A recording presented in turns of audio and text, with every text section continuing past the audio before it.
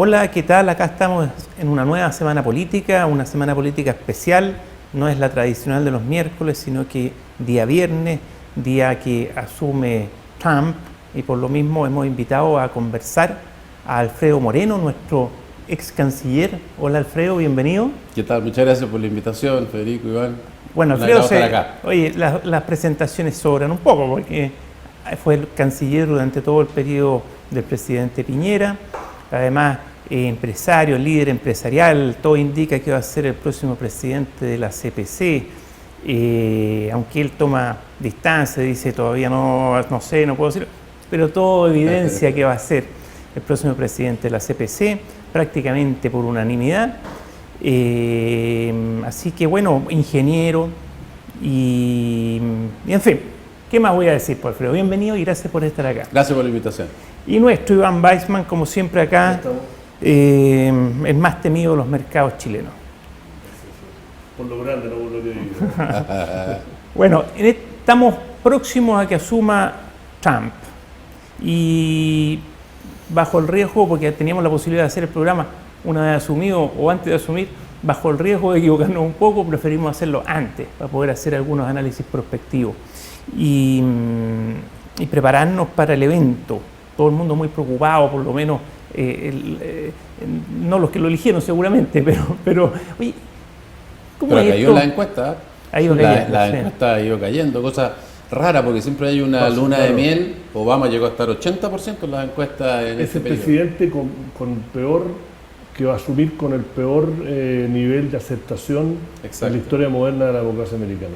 Mira, ha tenido un dato preocupante. Sí, o sea, la apreciación de la gente no ha sido tan positiva en este caso. Es decir, hay arrepentidos, todo indica. Es que, bueno, salió con tan pocos votos. Y perdió el voto popular. De hecho, en voto Entonces, popular la encuesta sacó no es lo mismo porque hay muchos que no votan. Sí. Y de los que votan sacó 3 millones menos de votos que Hillary Clinton. Entonces, hoy día que entiendo que está 38, 39% Sí, en la encuesta, pero de otro grupo. Entonces, no sabría si se haya arrepentido, pero al menos no se ha producido la luna de miel, claramente. Pero y ha estado cayendo toda la semana.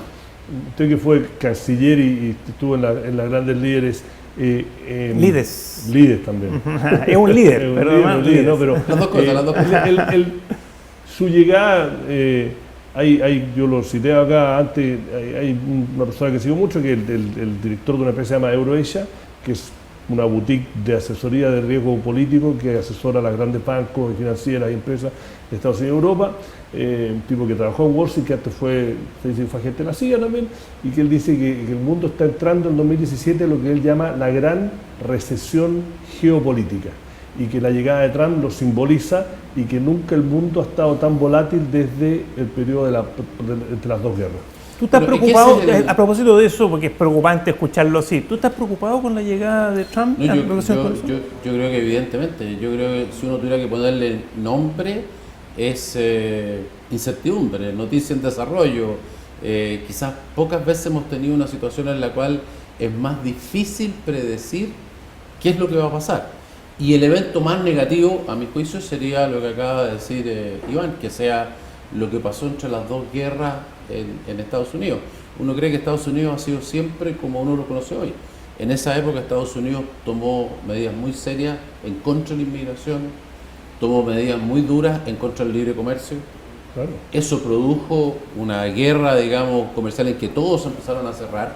Muchas personas creen que esa época fue el antecedente de la Segunda Guerra. De Hitler también. De Hitler y en fin. O sea, el impacto de eso fue realmente muy negativo también para la democracia americana, digo, para las relaciones internas. Todas estas cosas van unidas, ¿no? Claro, ese sería el peor evento.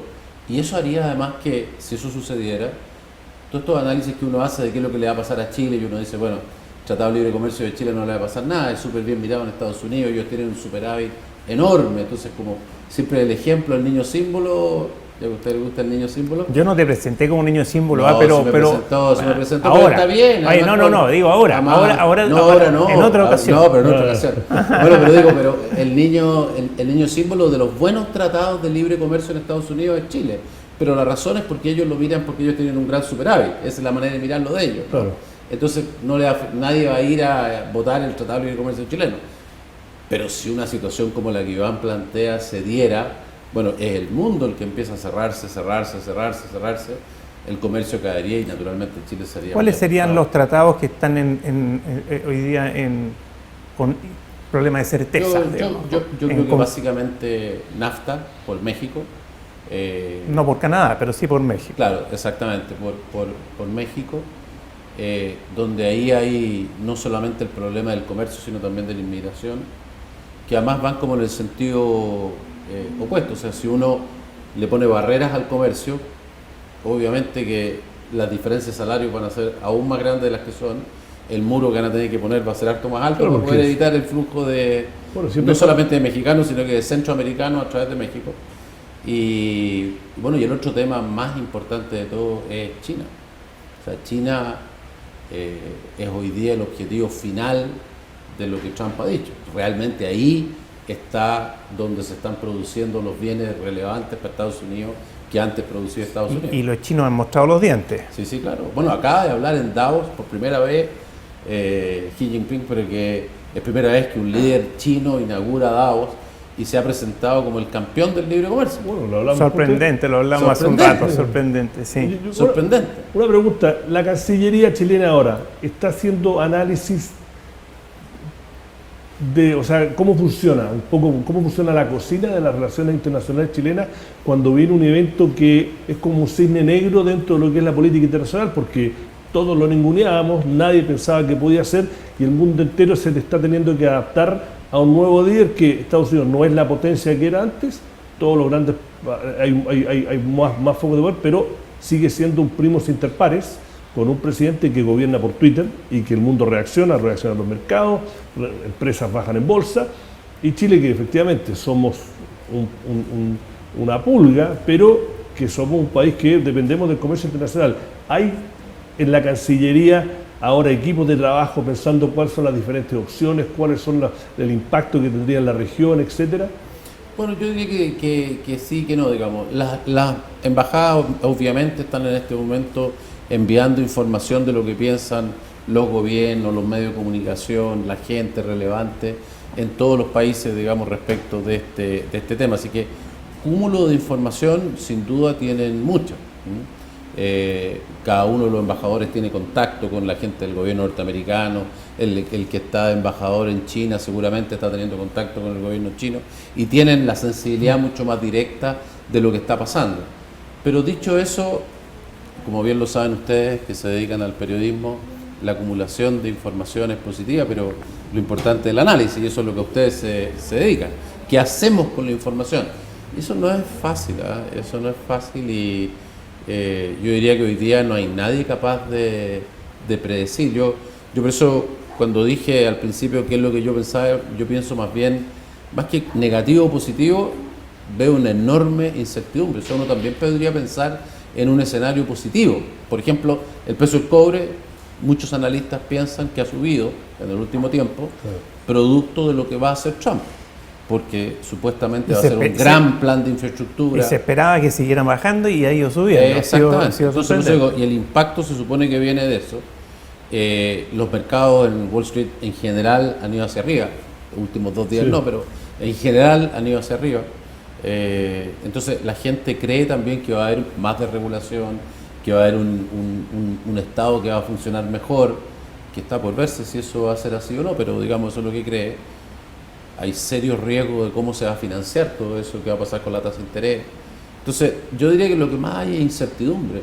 Estamos teniendo un señor que, como tú bien explicaste, está entrando a presidente de Estados Unidos y es un tipo completamente impensado. No tiene ninguna historia que lo lleve a eso, no tiene ningún conocimiento particular, su forma de ser lo hace a priori, no digo después puede ser cualquier cosa, pero a priori lo menos adecuado para ese trabajo. Entonces tenemos un cambio que yo no creo que ningún analista tenga la varita mágica para decir para dónde vamos. Y falta poco para empezar a ver qué pasa, pero ¿qué pasa con podemos hacer una proyección, un análisis prospectivo si va a tener o no los apoyos políticos en la Cámara de Representantes, ¿cierto? Y en el Senado de Estados Unidos, que por lo menos en los números aparece que tiene mayoría, pero, sí, claro. pero si uno hurga un poco más allá, Ya no es tan claro. no es tan así. Tiene senadores que están completamente en el lado opuesto y lo que podría permitir, aunque son republicanos algunos de ellos, podría permitir ciertos equilibrios internos. Claro, yo creo que hay una pregunta que es un paso previo, que es cuánto poder tiene. Y hay un par de campos en el cual tiene poder, porque es un presidente que tiene mucho menos poder del que tiene, por ejemplo, un presidente en Chile. No puede mandar un presupuesto si no se aprueba, entonces se mantiene el que hay, no tiene la facultad de que todo gasto tiene que hacerlo él. Es un país menos presidencialista en ese menos sentido. El poder del presidente, excepto en dos campos. La defensa puede declarar la guerra solo. O sea, todas esas limitaciones del año 70 y tanto se han ido diluyendo y hoy día, y como lo hemos visto en las últimas décadas... No puede declarar guerra, el Congreso solo puede declarar, pero puede mandar tropas. Exactamente, pero puede mandar tropas que en la práctica... Es una forma de iniciar guerra. Todo lo que se fijó en el año 74, donde está todo este acta que regula esto, se ha ido degradando, hoy día en la práctica puede entrar en un conflicto, sí, y lo mismo las relaciones internacionales. Entonces, en lo que son las políticas internas dentro de Estados Unidos, el análisis que tú haces es totalmente correcto a mi juicio. O sea, tiene el Partido Republicano una amplia mayoría, amplísima en las dos cámaras. Pero no necesariamente eso quiere decir que van a estar de acuerdo con él. Los senadores y diputados en Estados Unidos tienen un enorme poder, y hay que hacer lobby con ellos. La presidencia, al contrario de acá, que cuando se ejerce la presidencia bien ejercida, valga la redundancia, puede alinear a los parlamentarios, tienen instrumentos para alinear parlamentarios, allá tienen menos instrumentos. Tienen menos, pero digo, de todas maneras estamos hablando de alguien que tiene un enorme poder. Y respecto a lo que pasa en el mundo, el tema de defensa y relaciones internacionales no es menor. Estados Unidos está en conflictos o involucrado directamente o muy cercano en Irak, en Siria, tenemos el problema de Ucrania con Rusia. En fin, o sea, los lugares donde, Irán, donde no hay un conflicto, pero donde hay un conflicto en ciernes, digamos, tenemos el tema de Israel, o sea, hay polvorines en todos lados. Perdón, respecto de eso, uno lee desde acá de Chile, ¿no?, de que Estados Unidos ya logró su independencia en generación de energía, a través de estas nuevas formas de producir petróleo, en fin. Eso... ¿cómo influiría en la política internacional norteamericana? Porque antes necesitaban estar allá, en esos polvorines que tú mencionas, necesitaban estar ahí porque estaban sacando petróleo, pero hoy día... digamos, lo que ha dicho Trump, pero que, como digo, con toda esta incertidumbre de que dice una cosa, o sea, lo que él si uno tuviera que hacerse una idea, a mí por lo menos, me da la idea de una persona donde, o sea, primero está América, primero están ellos, como es natural en cualquier país, pero además... con una cosa en la cual vamos a ejercer ese interés nacional en una forma muy estrecha. Vamos a traer las industrias, vamos a esto, pero además de eso no nos vamos a involucrar en la guerra de otros, no vamos a ir a discutir el problema, por ejemplo, la supremacía rusa en los países que están al lado de los rusos, no nos vamos a meter en una guerra en el Medio Oriente si no nos pagan los gastos de lo que significa, digamos, esa guerra. O sea, un Estados Unidos mucho más replegado. Por eso que lo que decía Iván, por ejemplo, es una de las razones por qué uno piensa que podríamos llegar a la situación entre las dos guerras. Estados Unidos entró a la Segunda Guerra Mundial solamente por el ataque de Pearl Harbor. Igual, o sea, Churchill había hecho un trabajo con el presidente. Roosevelt lo tenía ahí. Pero imagínate lo que estaba pasando en ese momento en el mundo. Aún en ese momento, Estados Unidos, si no hubiera tenido Pearl Harbor, a lo mejor no habría entrado a la guerra. Entonces, eso sería impensable en el Estados Unidos que hemos conocido en los últimos tiempos, en que en una guerra muchísimo más chica, con un problema, no sé, en Irak o aquí, manda tropas, manda aviones, tiene el Estados Unidos de hace, no sé, 60 años, 70 años, durante un tiempo no fue igual. Mira, Chile, los 30 años del boom de los últimos 30 años, Chile se desarrolló más o menos con un modelo basado en el post-consenso de Washington, democracia liberal, economía libre, mercados abiertos, y Chile no pasó de ser un país con un 45% de pobreza en 1982 a 7% de eso, con desigualdad, todo lo que ya sabemos, pero y un actor para lo que es relativamente relevante a nivel regional, y esa ha sido como la receta Y dentro de ese orden internacional, Chile ha podido surgir, crecer con todos sus bemoles. Ahora tenemos una situación interna en Chile que está bastante crispada. Voy a grabar todo lo que dijiste. ¿Ah? Voy a grabar todo lo que dijiste. Una situación bastante crispada, que se vienen elecciones, una centro izquierda que también tiene su cuestionamiento acerca de ese modelo, una centro derecha que tiene realmente un solo candidato, más allá de que hay otros participantes, pero ¿cómo se prepara a Chile para un nuevo orden internacional en que todas esas reglas bajo las cuales creció y actuó y se comportó están cambiando radicalmente? Ahora, porque tenemos una Europa que se está desintegrando, ojalá que no un proyecto europeo político económico que está siendo cuestionado desde adentro. Que era la joya de la corona occidental. Y efectivamente, y fue muy exitoso, ha sido exitoso. Bueno, los ingleses deciden irse, hay presiones por otro lado, lo que está pasando en Estados Unidos, el nuevo rol de Rusia, China que va a apostar más músculo en Asia, que es un mercado natural de Chile, y Chile tratando de definirse. ¿No? Se ve complicado. ¿Cómo lo ves tú? ¿Cómo se prepara? ¿Qué hay que hacer? Mira, yo creo que Chile, con la transformación que tú has mencionado, que tuvo costo, porque cambiar de una economía cerrada a una economía abierta, en fin, y que se incurrieron en aquella época, hoy día es un país que está preparado para competir internacionalmente. Y lo que tiene que seguir haciendo y lo que se ha intentado hacer a lo largo ya de muchos años sin diferencia en ningún gobierno, es seguir abriendo mercados distintos donde puede acceder, porque siempre hay un problema en alguno.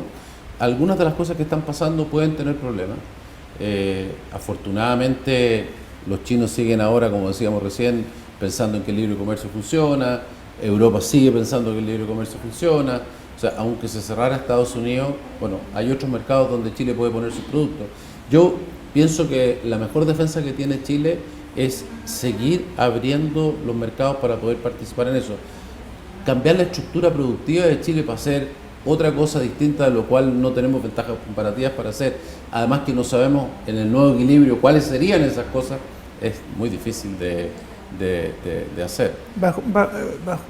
Bajo tu cancillería, cuando fuiste ministro de Relaciones Exteriores, 4 años, se hicieron transformaciones en el Ministerio de Relaciones Exteriores, en la Cancillería, para adecuar la misión diplomática a los tiempos que corren y a las incertidumbres que se viven. ¿Se alcanzaron a hacer? ¿Se están haciendo ahora? ¿Qué pasa porque Iván, al comienzo del programa habló de Cancillería. Uno ve la Cancillería chilena bastante decimonónica y la ve muy alejada del profesionalismo de los peruanos, el profesionalismo de los brasileños. Sí, mira, primero debo decir que hay bastante mito en eso. Yo no tenía ningún conocimiento de la gente de la Cancillería y lo que tú te encuentras es gente que es bastante profesional, es gente que, a diferencia de otras cosas del servicio público, son profesionales que se dedican toda la vida a eso. Estudian en una universidad, después 2 años en la Academia Diplomática y después hay una carrera, como estar en los militares, digamos, va subiendo de grado. Entonces, es gente que tiene bastante conocimiento, hay bastante buen, para hacer la cosa regular de cómo funciona, de verdad, mucho mejor de lo que uno pensaría y en ningún caso peor de muchas de las otras cancillerías que uno conoce. Yendo a uno de los ejemplos, porque en el caso de los peruanos no estoy de acuerdo, pero en el caso de Brasil, a mí me tocó ir a hacer una charla a la Academia Diplomática de Brasil. Y las preguntas, no olvídate de la posición mía, las preguntas de los tipos eran fantásticas. Además, hablaban perfecto castellano. Después me di cuenta que hablaban además inglés, en fin, varios idiomas. Me preguntaban de las cosas más sofisticadas, parecía la semana política en el mostrador. Entonces, yo le pregunté al director, que después además lo trajimos para que nos ayudara y todo lo demás cuando jubiló, ¿cómo era posible que tenía esa gente maravillosa? Entonces me dijo, mire, tenemos, no me recuerdo los números, pero por ejemplo, por cada puesto que tenía que ingresar, no tenían, por ejemplo, 100 personas por cada uno. O sea, tenían que entrar 100, ellos tenían 10.000 que querían entrar.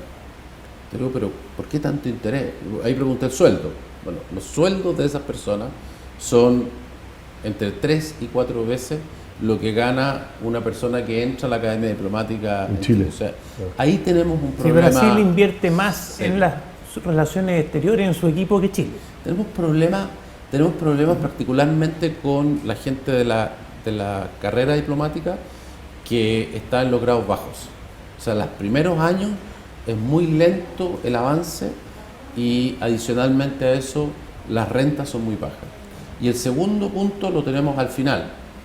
Cuando la persona llega al final y quiere ser embajador, que ahí la renta es buena, pues tiene chofer, tiene casa, tiene un montón de cosas que además de la renta es una cosa razonable para una persona que ya lleva muchos años de trabajo.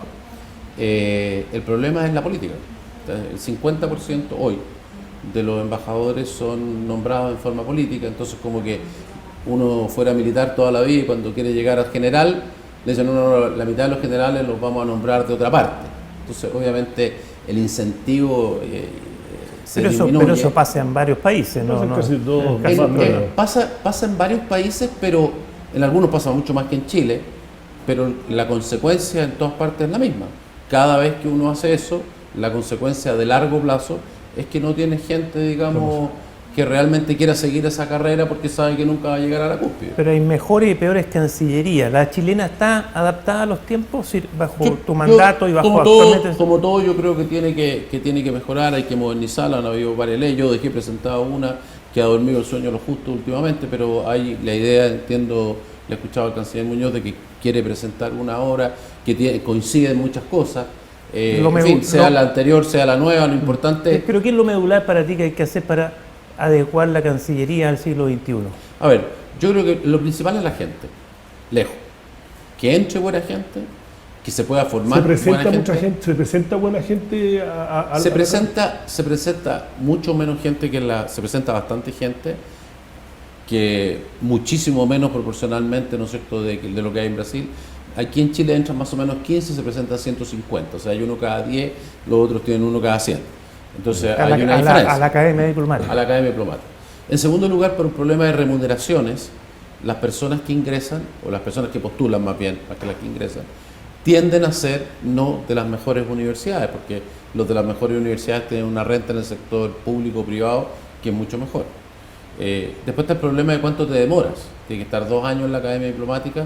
Nosotros en la proposición lo disminuíamos a 1. En realidad, a mi juicio, no es necesario estar, si uno mira lo que se aprende, hoy día, como el tipo entra siendo profesional, ya es abogado, ingeniero, sociólogo o lo que sea, muchas de las cosas básicas ya las tiene.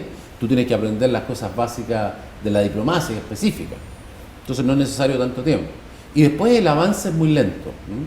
Bueno, y finalmente hay un problema, a mi juicio, en la preparación en el medio.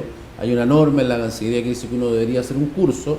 Ese curso en realidad no se realiza, no es obligatorio, entonces tiende a no hacerse, para subir al estándar de más arriba. Porque es igual que en los militares en la Academia de Guerra, hay un momento en el cual uno, para ser un buen militar, tiene que ser disciplinado y obediente. Pero hay un punto en el cual uno ya pasa a ser el que manda. Entonces ya cuando pasa eso, los mandan a la Academia de Guerra porque tienen que aprender a mandar a los otros, ¿no? Y tomar más responsabilidad. Eso mismo pasa en esto.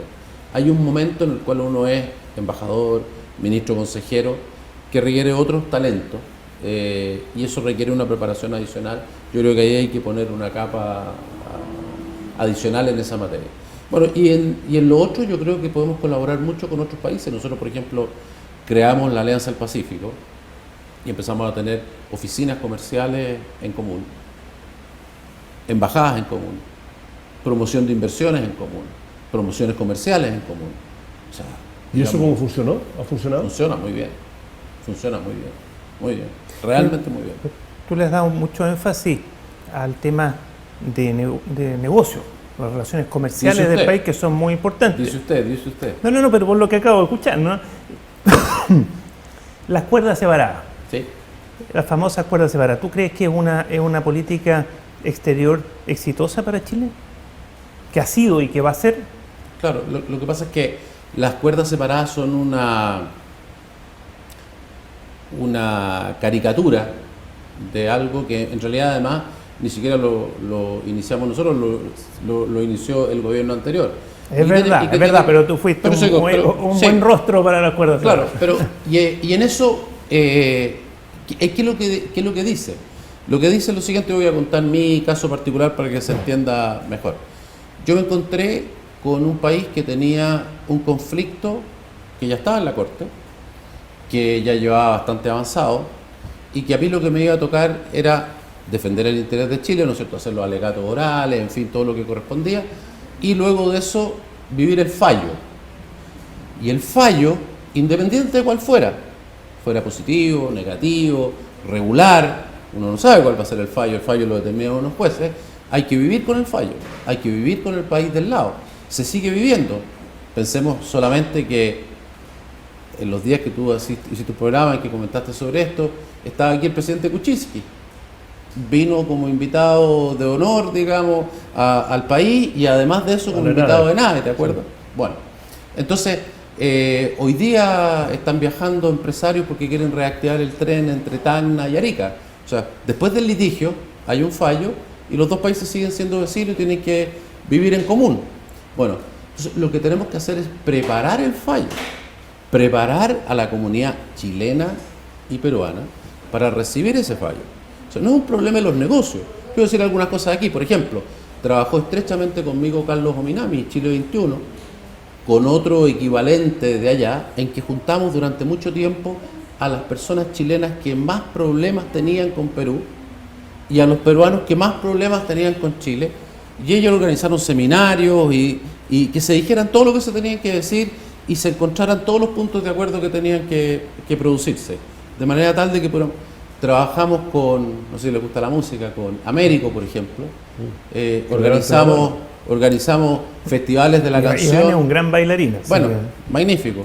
Con Américo y con la equivalente, digamos, una mujer cantante del Perú, y organizamos un festival donde todas las canciones tenían que ver con cómo podían trabajar juntos estos dos países. Es una perspectiva más cultural. Cultural.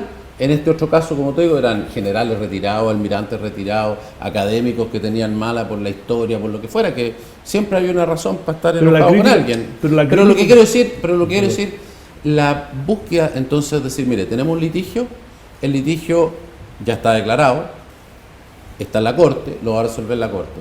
Preparémonos entonces ahora para cómo vamos a hacer el día que resulte que tenemos un fallo, que hay que implementarlo, que luego de eso la gente tiene que seguir viviendo como corresponde. Por ejemplo, nosotros vivimos en Santiago, a la gente en Santiago se le olvidan las regiones. Los principales ayudas de mantener las cosas de esa manera fueron los alcaldes de Arica y Tacna. Los alcaldes de Arica y Tacna estaban muy interesados en el fallo, pero tanto o más con que el fallo fuera recibido de buena forma. Creo que fuimos tremendamente exitosos. ¿Pero hay un déficit político en la Cancillería chilena? A mí no. Porque el mensaje, déjame asomar, porque creo que va a ese punto. El punto que se hace es que, y lo voy a también caricaturizar para el punto de este programa, pero es que a Chile le da lo mismo que lo demandé, que le pegué una cachetada, porque a ellos lo que les interesa son los negocios. Entonces van a seguir con buena onda haciendo negocios. Yo sé que es simplificar algo que es mucho más complejo, pero más o menos esa es la crítica a las escuelas separadas. De que con Perú y después con Bolivia era como no, y eso habría incentivado incluso a Bolivia a decir, mira, podemos seguir todo lo que estamos haciendo, total, lo puedes demandar y los chinos siguen haciendo negocios contigo. La opción también, la otra que también es absolutista, es nos demandan, no hacemos ningún negocio, rompemos relaciones, que tampoco ayuda. Pero de ahí viene tu pregunta, creo yo, un poco. Bueno, por eso yo creo que la respuesta la has dado muy claramente tú. Es una caricatura como sucede, digamos, en la vida de las personas, de todas las organizaciones y desde ya, por supuesto, de los países. Recién estábamos hablando de Estados Unidos, hemos tenido todo tipo de conflictos con Estados Unidos, hemos tenido amistades con Estados Unidos, vamos y volvemos, pero las personas y los países siguen existiendo. Pero otros países con políticas exteriores ¿Como cuál, por distintas, ejemplo? Estados Unidos,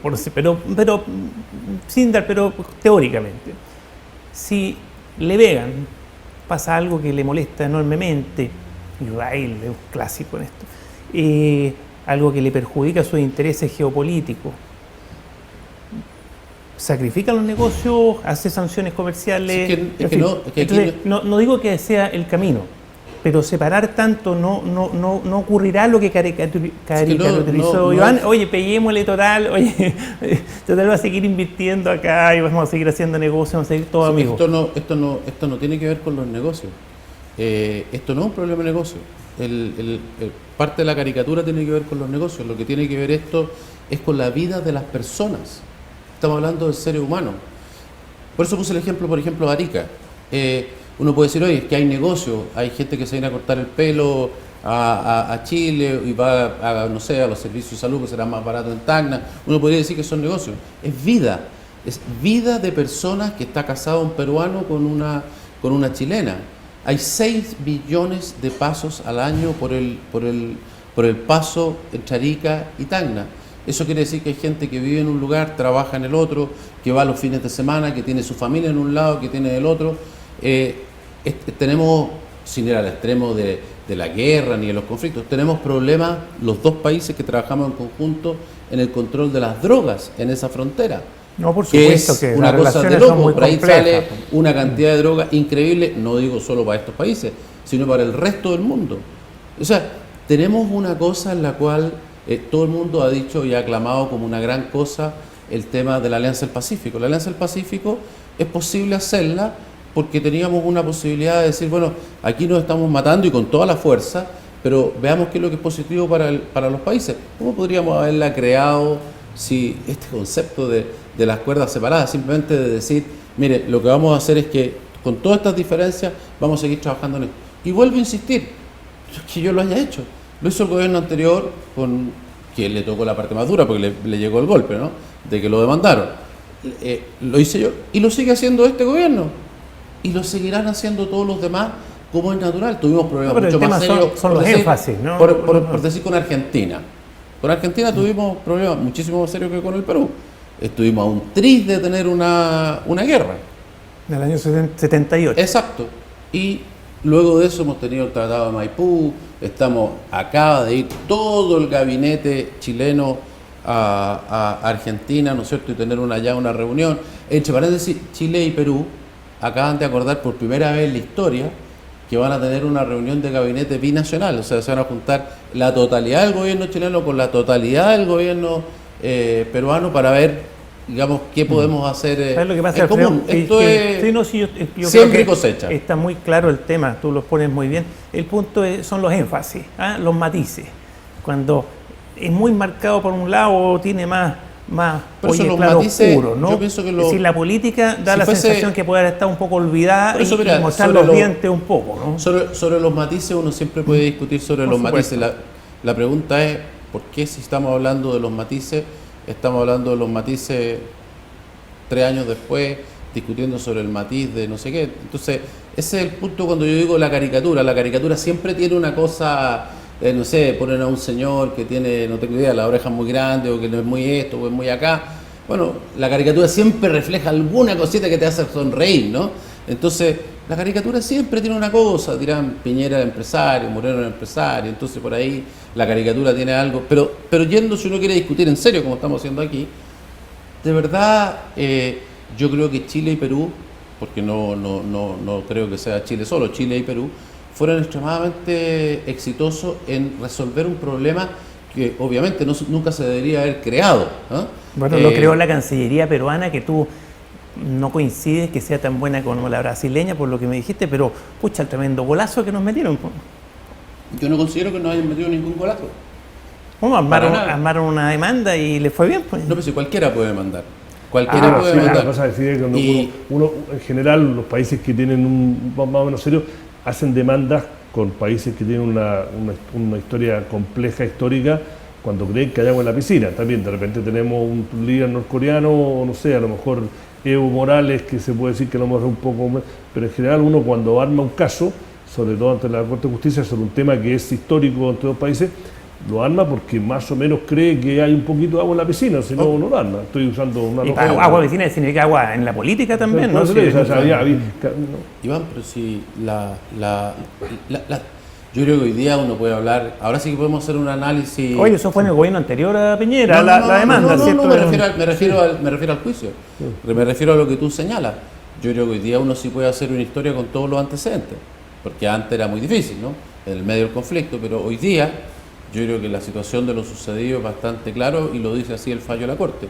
Chile tenía toda la razón, así lo dice claramente el fallo. Había un acuerdo entre los dos países y el acuerdo era que era un paralelo que partía en el hito 1, en fin, etcétera, etcétera. Pero también la Corte, y es ahí donde se abrieron las puertas, dice que no había ningún papel que lo dijera. El único juicio de un límite marítimo donde un país ha podido hacer prevalecer su posición, la posición chilena, es por primera vez. En todos los anteriores, por ejemplo, Colombia, Nicaragua, lo que dijo la Corte fue, perdóneme, ¿dónde está el tratado que dice que esto es así? El tratado marítimo, no el terrestre, el marítimo. Y antes la gente no hacía tratados marítimos, y esa es la realidad. Y Chile en esa parte, y ahí demuestra la importancia de tener una buena cancillería, en su momento, en los años 50, no hizo los documentos adecuados para reflejar el acuerdo que implícitamente, digamos, o explícitamente existió. Alfredo, respecto de lo marítimo,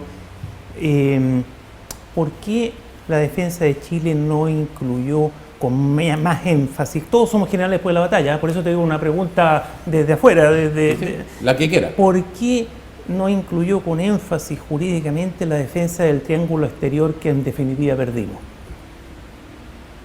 Porque el triángulo es un triángulo que perdimos. No al triángulo terrestre, sino triángulo al exterior, marítimo. Por lo que nosotros sabemos, ahí no hubo una defensa en fácil. Bueno, no sé dónde saca ese antecedente, digamos. Ese fallo de la Corte fue completamente impredecible para Chile o para Perú. Ese segmento de mar está defendido exactamente con los mismos argumentos, con la misma fuerza, con los mismos antecedentes que todo el resto del límite marítimo. No tiene, para Chile y para la posición de Chile nunca tuvo ninguna diferencia. Tuvo tratamiento diferente. Nunca jamás ha habido una diferencia de decir, mire, esto se defiende así, esto se defiende así. El argumento de Chile era muy simple. Nosotros tenemos un acuerdo, aquí están los papeles que reflejan que tenemos ese acuerdo, y los peruanos decían, oiga, pero si ese no es un tratado de límite. Y la Corte lo que dijo es, mire, en cualquier otro caso, yo habría dicho los peruanos tienen toda la razón, porque esto no es un tratado de límite. Ustedes recuerdan cuando vimos la televisión, cuando lo primero que declaró la Corte, yo casi me muero, porque dice, mire, no es un tratado de límite. Sin embargo, son tantos los antecedentes que la defensa chilena me ha presentado, que no hay ninguna posibilidad que no haya habido un tratado, aunque no haya estado bien escrito, bien detallado, como correspondería haberlo hecho. Y entonces tenemos que empezar a detallar ese tratado que no estaba bien escrito o que no estaba escrito, en fin, qué decía. Y comienza con cada uno de los puntos. Y desgraciadamente, a mi juicio, en un salto lógico que no tiene ninguna razón, hizo esta diferencia de las 80 millas hacia allá, diciendo de que el acuerdo en aquella época en que se hizo y que estaba basado en la pesca, no podía ir más allá de las 60 millas porque la pesca llegaba hasta las 60 millas. Y que si le agregábamos eso un poco podíamos llegar hasta las 80 millas, pero no más allá de las 80 millas. Y por eso de ahí entonces dice, de ahí en adelante probablemente no lo pensaron. A mí me parece que evidentemente es un argumento, un salto lógico, porque todo el tema de las 200 millas era por la pesca. Claro, pero no fue, porque este es un triángulo marítimo bien sabroso, hay mucha pesca. Entonces, no, eso es un error, eso aprovecho de decirlo. La razón de la Corte fue precisamente porque no había pesca, no había pesca antes. La Corte hizo una larga recolección, digamos, de todos los registros de pesca y nunca encontró. Nunca ha habido pesca desde esa época hasta ahora tampoco, y no hay pesca ahora tampoco. Yo leí en un medio peruano hace poco. Por eso digo, pero yo se lo estoy diciendo y lo digo frente a la cámara responsablemente. Es que en un medio peruano aparece que la pesca en la zona norte es anchoveta, prácticamente toda la anchoveta está pegada a la costa. No hay pesca de anchoveta más allá de unas cuantas millas de la zona marítima. Y pero por eso salió el dato grande, 70.000 toneladas de atún. Claro, pero que la pesca de atún es prácticamente cero. Entonces, la cosa más simple, usted que está en los mercados, sí. ¿Cuál es el impacto sobre las empresas pesqueras chilenas? ¿Cuál fue? Ninguno. Hasta ahora no ha habido ninguno. Pero ¿cómo hasta ahora? Si el fallo fue hace no sé cuánto Sí, tiempo. pero uno no sabe Usted qué que pasa. dice que las cosas de Los Trump otros se ven al tiro. Son mediano o largo plazo todas No, estas no, cosas. el impacto en los mercados. Los mercados sí que saben no si se hay movieron, pescado o no no. se movieron, No se movieron nada. ¿Por qué? Porque no tiene ningún impacto económico. O sea, no necesito decirlo yo. ¿Por qué los inversionistas no lo dieron? Lo dice don Iván Valle. Buen punto. Entonces, No hay entonces, pesca. no hubo una defensa distinta respecto de ese triángulo No, para marítimo nada, no. que con el resto del mar chileno. Por supuesto, nada. Esa es una aclaración que, Sí, que yo, y por era- ejemplo, y- partía de una base Claro, distinta. claro, no, por eso digo. Y sobre el tema de la pesca, es muy importante ese punto, porque la gran riqueza, uno nunca sabe qué va a pasar en el futuro. Esa zona de ese triángulo además tiene una tremenda profundidad, así que también es poco probable que haya algún desarrollo de algo minero o algo así en el futuro, pero nunca sabe uno el cambio tecnológico. Pero hasta ahora, toda la riqueza está en la zona que se quedó Chile. Pero Todo. según los medios peruanos hay harta riqueza y también contento. Ojalá de verdad no hayamos O sea, perdido yo- más. la salió la nota del atún, por eso del De atún, verdad, del atún, de verdad, mire, esto siempre hay distintas opiniones. En Perú, en las personas particularmente en la zona sur, su apreciación es que desgraciadamente el fallo fue malo porque pensaban que iban a obtener precisamente pesca y no consiguieron. O sea, así como no le afectó a nada a las chilenas negativamente, en nada le afectó positivamente a las Yo le pesqueras. tengo que hacer la pregunta porque usted era canciller. ¿Usted sabía que el presidente tenía esta inversión en Perú mientras usted era canciller y estaba debatiendo lo de la Haya? Me sorprende que me haga esa pregunta. Lo dejamos al final, lo suavizamos. No, a ti te falta una con la CPC. Sí, está bien. Sí, no, Pero yo ¿usted sabía? no lo sabía y el mismo presidente ha señalado que ni él mismo sabía, imagínense, si él no sabía, menos sabía yo. Pero usted es un hombre muy informado. Pues. ¿Ah? Usted A es mí un me han hombre dicho muy gente que ha informado. negociado como parte suya y en contra suya que una de sus grandes virtudes es que miraba todas las posibles opciones de una posible fusión, un posible negocio. Entonces por eso le hago la pregunta, porque no tenía idea y nunca... ¿Nunca pensó que el presidente en ejercicio, cuando usted era canciller, tenía inversiones en la zona disputada? No, para nada, como Para lo digo, nada. además el presidente tenía, digamos, su manera de hacer inversiones que es propia y alejada de él. O sea que para nada, no me parece que en el análisis del litigio con Perú en nada, digamos, Eso influya, es feo. ni ¿Se tenga... veía feo o no? No, pero digo, No estoy sabes. tomando lo que Sí, mencionabas sí, tú, perfecto. relativo a mi trabajo, digamos, respecto de este tema. Yo personalmente, además de eso, me permito agregar que yo creo que esto es, digamos, una cosa que no... Es como las caricaturas que hablábamos, no siempre para hacer una caricatura. De verdad, se pretende hacer una cosa que no tiene ninguna relación con la realidad.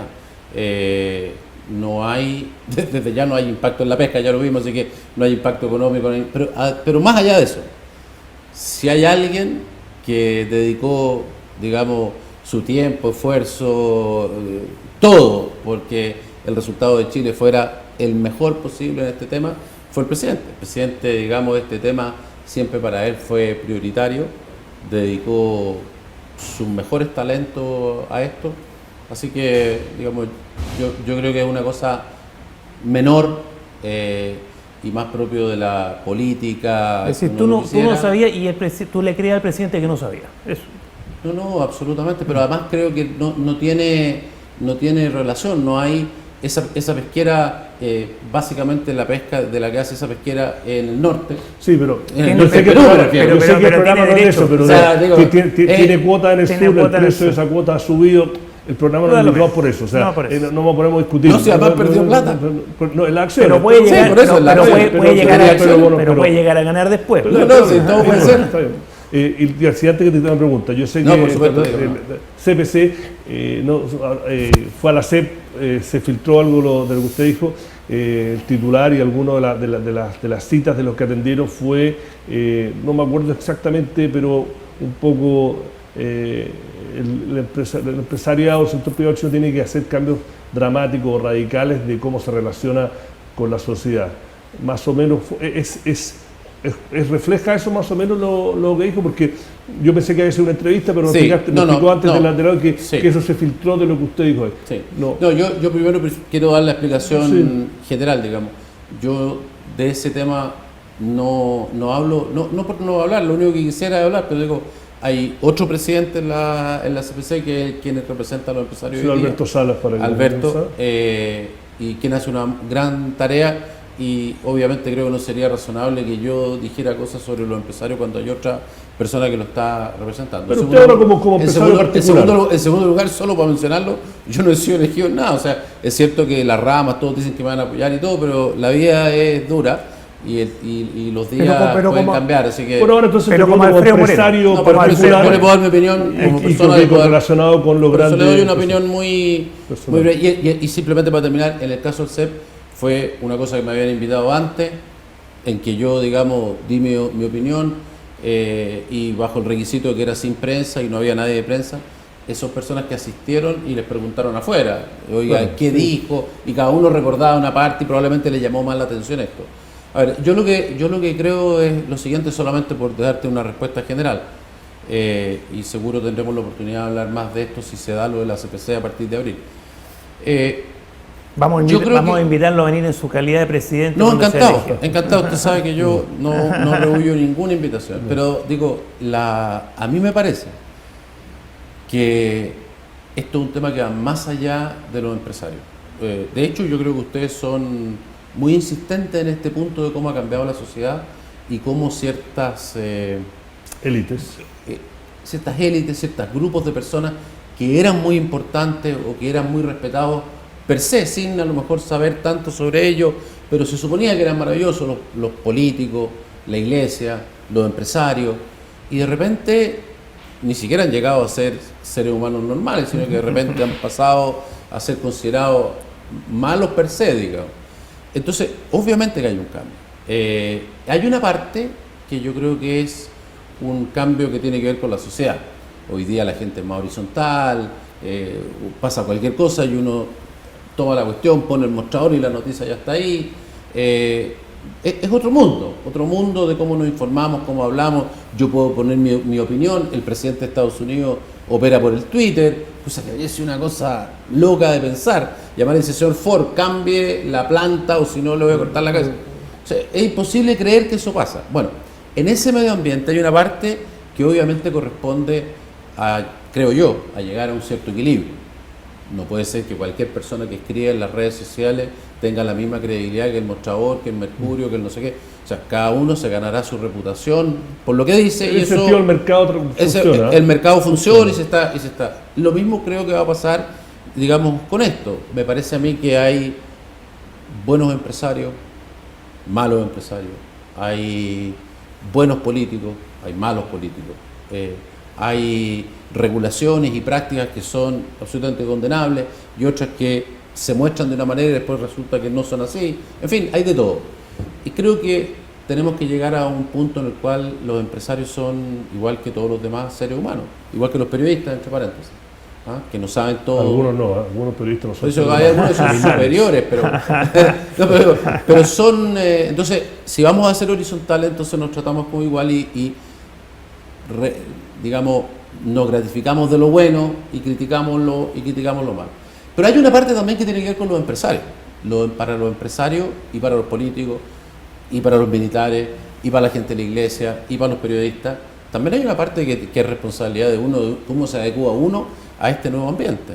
Y hoy día las demandas sobre las empresas, sobre los empresarios, de una responsabilidad social, de una participación como ciudadano responsable, van más allá de la definición de lo que el mundo anterior entendía que era su labor. La persona era responsable, el ciudadano responsable o no en su casa, en su barrio, con su familia, pero la empresa se dedicaba, digamos, a hacer su trabajo, cuidaba a sus empleados. Esas eran como las cosas que tenía que... Hoy día el mundo es más complejo, hay que discutir con la comunidad mucho más, digamos, directamente. Y cuesta entender bien cuál es ese nuevo rol, cuál es el lenguaje en el cual hay que comunicarse. Si yo le contara, si yo le hubiera dicho a mis amigos que venía para acá, me dicen que no venga por ningún motivo. Y yo pienso lo contrario. Yo pienso que es mejor hablar con la gente, conocerse, porque humanamente es más fácil que ustedes y yo tengamos una apreciación del otro. Entonces, pero no es para lo que estamos entrenados. Dígale a sus amigos que no somos como niños, no nos comemos las guaguas acá. No, pero por eso digo, pero tampoco eran así los comunistas, ni tampoco son así los empresarios. Yo se lo digo, yo los conozco a todos, o a la mayoría, y le quiero decir que en general son muy buenas personas. Hay malos también, pues, no, pero eso, no vaya a creer pero eso que... en lo personal, Alfredo, si es la preocupación que hay en la sociedad respecto del gran empresariado, va a ser una distinción, porque somos todos empresarios en esta empresa, esto es una empresa también. Sí, claro, obvio. El gran empresariado que no se ha preocupado por decenas de años de las conductas éticas y que al final, no todos por supuesto, pero se han conocido tantos casos que uno puede casi llegar a generalizar, ese es el problema, y que al final del día terminan en abuso contra los consumidores.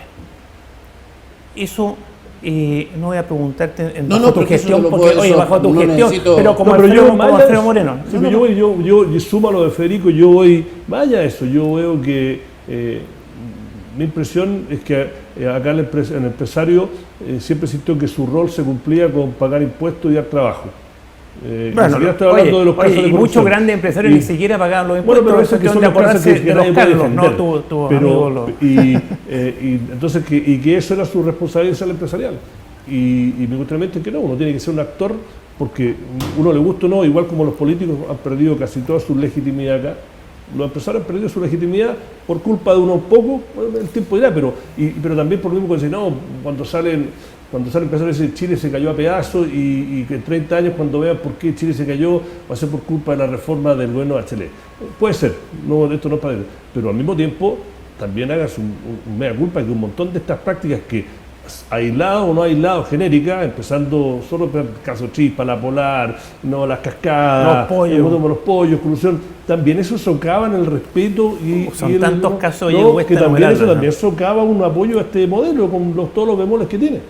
A ver, el tema de la colusión yo creo que es una cosa en la cual no hay dos opiniones. El empresariado, la empresa privada, el mercado libre se basan en la libertad. La colusión, más allá de que perjudica a los consumidores, más allá de que, digamos, perjudica a alguna empresa que quería competir y que no lo dejan competir en ese mercado, en fin, que dificulta y detiene la innovación, porque si estamos de acuerdo en todo, ¿para qué vamos a sacar un producto nuevo? En fin, tiene una cosa moral de fondo mucho, elimina la libertad de un montón de otras personas. Y uno tiene que, para tener sus derechos, tiene que respetar los derechos de las demás. Así que yo creo que no hay dos opiniones sobre ese tema. Ahí no hay dos opiniones. Pero no hay dos opiniones sobre ese tema. O sea, la colusión es inaceptable. Entre paréntesis, uno de los tantos beneficios de tener una economía abierta es que hace más difícil que estas cosas sucedan. De hecho, los porcentajes en que se pudieron subir, aunque se colúa el que sea, son mucho más chicos porque si no empiezan a traer cosas de afuera. Entonces, ese tema a mí me parece que no vas a encontrar dos maneras distintas de mirar. Yo tampoco estaba pensando yo sobre el tema de no pagar impuestos, no hay dos opiniones sobre ese tema. Yo creo que el punto es un tema que va más allá, es un tema de cómo conversamos, cómo discutimos. Si yo tengo una opinión, yo soy empresario, tengo una opinión de lo que sucede, no sé, en un proyecto determinado, si afecta al medio ambiente, o si en una cierta cosa hubo o no un problema no tengo idea, de corrupción porque hubo una cosa con un político, y lo quiero discutir con la sociedad, o con los periodistas, o con quien sea, ¿cómo nos relacionamos? ¿Cómo enfrentamos el problema de decir, no solamente de no hacerlo cuando es incorrecto, sino que cuando es correcto o cuando tengo que dar excusas por algo, ¿cómo lo hago? Yo creo que hay que hacerlo de frente, yo creo que hay que, digamos, entregar los datos, yo creo que hay que mostrar la verdad para que las cosas sean como de verdad son. Claro, porque se tiende a echar la culpa al mensajero muchas veces, o a la otra parte, o a las reformas que hacen otros, y no se mira para adentro. Exactamente, entonces a algunas personas por eso le llamó la atención, digamos, esta parte. Yo creo que en esto, de partida, por ejemplo, yo creo que aquí hay problemas en el tema de control. Las empresas americanas y europeas que están más avanzadas en esto, por supuesto, como en muchas cosas, en estas materias tienen sistemas de control muchísimo más estrictos. Gobiernos corporativos, porque las multas que le han pegado han vendido a golpe en las elecciones. O sea, a golpe. Y control del Estado. Bueno, que se refiere al control del Estado. Eso quiere decir, Eso no quiere decir que no van a haber colusiones, Bueno, que no van a haber alguna corrupción. Bueno, pero tú en Soquimich pero la idea es que sean menos, la idea es que se detecten antes. Oye, pero en Soquimich porque ya problemas, digamos, de los seres humanos hay en todas partes. Claro. Y por supuesto se le exige más a los grandes, se le exige más a los que tienen más cosas. Y la manera de eso, yo espero que, si bien todos los grupos de la sociedad tienen que cambiar, tienen que responder a nuevos estándares, yo espero que los empresarios y las empresas, precisamente por sus características, tengan la flexibilidad de ser los primeros que reaccionan, no los últimos, los primeros. Eso puede ser un slogan de campaña para cuando te elijan a fin de mes, ¿no? No, en marzo. Perdón, No, a fin sí, de en marzo. En marzo Pues, los pero eslogans me los estoy Pero guardando para marzo. puede servir de eslogan, ¿o ¿no? Oye, tenemos estoy mucho que hablar. Tenemos casi una hora, ¿no? Yo estoy ya... Mira, es que tener a Alfredo Moreno acá son tantos los temas que uno puede oye, es así, es un hombre que ha pasado por muchas partes. Y joven aún. Reconocido, Y joven aún, oye, claro, reconocido como de los tipos más talentosos en este país por mucha gente, y ha sido canciller, ha sido negociador en grandes inversiones, es empresario, le gustan los caballos. ¿Verdad? Oye, entre paréntesis, ¿vieron? Esto es una broma que hice en un seminario sobre Trump. El nuevo canciller, secretario de Estado se llama ya, de Estados Unidos, también viene del sector privado. Sí, Ross Tillman, el y ruso. declaró sus bienes, Tillerman. Entonces, Sí. Tillerman viene de la Exxon, ¿no? Sí. Y declaró sus bienes y todas sus cosas y cómo lo va a hacer. Pero entre las cosas que declaró, manager y director, o sea, gerente de un criadero de caballos, no tengo idea, en Montana, no sé a dónde. Ahí estamos. Bueno, hay temas que se nos quedaron Así mucho que no puede ser afuera. malo, entre paréntesis. No, Oye, pues se nos no. quedaron afuera muchos temas porque Alfredo uno lo puede meter en el caso Penta, porque representó ahí a Penta. Lo puede meter en el tratado este que está tan polémico, el TPP, Es otra de las cosas que es uno de los temas puede tener más candentes que está dando vuelta en pésimas política. consecuencias para Estados Unidos y naturalmente para Chile también, pero sobre todo para Estados Unidos. Pero así que una vez que estés elegido en la CPC te vamos a hacer una invitación. Encantado. Pero para hablar de los empresarios, del rol de Eso. los empresarios y el cómo debe ser el empresario en los tiempos que vienen, ¿no es Así es. cierto? Pero también estas cosas que se nos quedaron en el tintero de política internacional. Claro. A mí el tema de ese tratado está arriba de la mesa Claro, a nivel claro. mundial y en qué realmente perjudica a Chile y en qué no. Claro. Ya. Bueno, en realidad el TPP lo que está en duda es si va a existir. Bueno, No, Así que Pero eso esa está discusión muerto. de lo bueno y lo malo Está muerto. pero en fin. pareciera que está muerto Sí. y muchos están muy contentos por eso, quizás con justificación, quizás no, sería bueno conversarlo un poco más. Alfredo, gracias por estar acá. Solamente un detalle sobre el TPP, había harta crítica, porque todo eso que tú dices, porque ahora ya no se habla de eso, pero cuando estaba todavía el gobierno de Piñera y estábamos en eso, yo me junté con varios de los que eran de oposición en aquella época y le digo, oye, pues si yo no lo voy a alcanzar a firmar, lo van a firmar ustedes. Así que no sé si quieren seguir criticando o no. Se acabó la crítica, no hubo ninguna crítica más, se acabaron, vino el nuevo gobierno, empezaron a hablar positivo, La positivo, presidenta, lo firmaron. La presidenta muy positiva. Los suecos Eso lo siempre firmaron, sorprendió por qué lo apoyó tanto la firmaron presidenta. y firmaron lo mismo que habíamos negociado, si no se campeonato. Comprendí que no es que llegó este gobierno y Estados Unidos cambió las normas, ¿no? Gracias. La política es dura. Es compleja, Sí. es una bonita pero actividad, una bonita pero es actividad una humana. maravilla Es una muy bonita- necesaria. y es feo de no estarla, Y yo sí. creo, hemos hablado de los empresarios, pero también en este país tenemos que resolver el problema de los políticos. Sí, no, yo lo resuelvo, sí, sin bueno. buenos políticos y sin buena política, olvídate de la economía, olvídate del periodismo, olvídate de todo. No funciona. No, pero periodismo la funciona mejor con política, hermanos políticos. Y más los empresarios, porque uno tiene que ¿Tenemos dedicarse a más tema o no? fiscalizarlos, ¿no? como dijo alguien aquí en una conversación anterior, en Platón primero estaban los filósofos, bueno, sin duda hoy día serían esos los políticos. Oye, y Mira los cómo que no lo les ve. gusta la política son idiotas, Sí, porque la política es fundamental. es fundamental. Alfredo Moreno, gracias por estar No, aquí. gracias, con muchas nosotros. gracias, agradece Un privilegio tener. Muchas gracias y gracias por la invitación, Iván. Gracias, Iván. Oye, y nos quedaron muchas cosas pendientes como siempre, pero bueno, así es esto. Nos entretenemos demasiado. Hasta la próxima semana. Gracias. Chau.